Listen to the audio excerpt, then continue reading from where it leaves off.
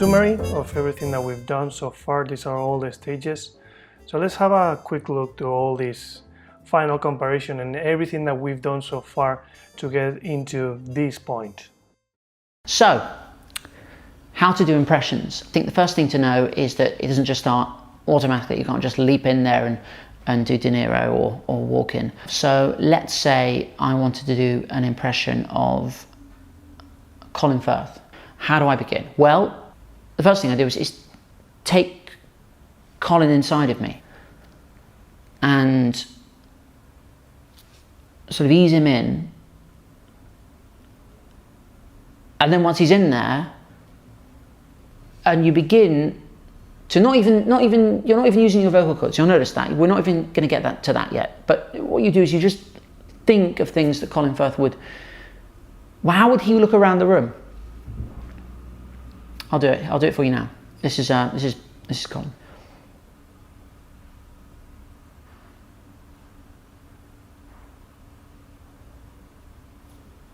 See what I mean? First, starting in our reference, the first thing we do is that we start with the method, and the main system, using our body, using our body and our emotions in order to get nice ideas, nice and genuine ideas, things that are not overacted, that they don't look like cliche, fresh ideas. And then we do this as the door of our ideas, or the start of our ideas. This is just a reference. It doesn't mean that it's final. This is just, as I was saying, the door. After this, everything. This is gonna be what, like the starting point of everything. But it's not that we're gonna get to a point here with breakdowns that we can see how we are copying what we have in the reference. No, this is just the reference to get started things. After this, we do like maybe a pass where we identify our bits, and from our bits we get our golden poses, right? And in between this process, let's say, and the golden poses, we do a stage where we maybe just pull the energies, try to get everything that more or less we got here a little bit more interesting, more pushed, right? So we can get like nice and shiny ideas with interesting. I really like this tool. I'm doing like a very nice drawing. I wasn't really planning this, but look at all those colors. Nice. But yeah, the thing is that by pulling energies after we got all those bits and trying to get more deepening ideas, we start to get an idea of where are we going with the golden poses. Once we get more or less clarity of what are our golden poses, and we've done that pass of pulling energies or deepening our poses, we start to do the blocking, the first stage of blocking. And this process of pulling energies or deepening, we can actually do it here. I base my work on thumbnails, but it's not something that you always have to do. You can, if you're not good drawing or that, you can do that process already, starting to do it here in golden poses. So again, those golden poses were just the core poses of our animation, the most important poses of all our animations. Everything that we're doing here comes, let's say, comes after that. If we put like you remember the idea of the workflow that we've been following, we just started with here, right? With the most important, everything just coming down after that.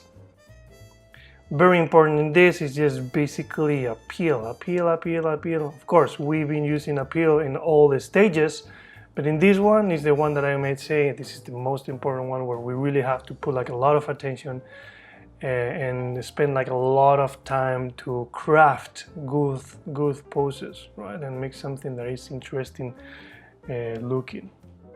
We don't work on timing in this one here, but timing starts to happen in these golden pose and key poses. And key poses are like, as we were saying, like kind of like we have like two. Either key poses is like breakdowns from the golden poses itself, or are just new poses. And as I was saying, the timing is starting to happen. So for timing, we use, or basically it's the dialogue, the one that is gonna dialogue is the one that is starting to give us the clue of how is the primary timing that we're gonna be doing is gonna be. Here we start to also pay like a lot of attention to simplicity. Don't get too many ideas, just an idea at a time, one idea at a time. And we start to work with the flow. Flow is something actually that goes all the way through till the very end, right? We're all in this stage. Flow is where really we pay like a lot of attention to the flow itself.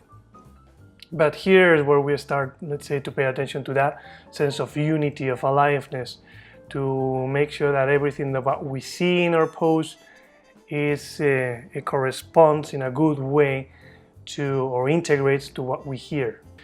Here in accents is where we start to work with facials, so we go over some facial basics, giving like a lot of importance to the face itself, like having this like our main focus or attention. So we talk a little bit about the bouncing ball or the two bouncing balls principle in the face, right? Like having one on top of the other, and the mask with the eyes and the brows. The accents are the one that help us a lot to make sure that the timing is better and is more sharp and is in the good spot where it should be, so we can pass and start doing lip sync more or less as filling the gaps of everything that we've done from the accents itself. So in lip sync, things are starting to get more complex, like lots of complexity, lots of keys here and there. But most importantly, we work about a very clear and, let's say, a rigid kind of workflow where we have like two stages. One is more like mechanic, where just basically putting the mouth shapes or the pronunciation in the right frames. And then we do the next pass is like a more creative pass, where we do kind of like all the creative stuff, or we do like curves and squash and stretch and all that stuff. This is just more simple and more kind of mental stage, and this is more kind of fun thing to do. Once we've done with lip sync, we're ready. Let's say that we have like a very nice structure where everything is nice and working in the right timing where it has to be. This is like our Lego pieces ready to, let's say, to move them around a little bit if we need, trying to definitely find our last pass for getting the shiniest and the most interesting flow. And let's say this is for organicity and aliveness, right? This is what we're doing in this part here, where basically we're applying let's say, this is like the creative madness happening. Creative madness, where we're applying everything that we know, that we learned, that we like, trying to get that good sense of mojo, right? We do that, all of this that we do here is under, let's say, under a workflow that falls into follow through, right? Having more like a kind of like a 2D or kind of like a more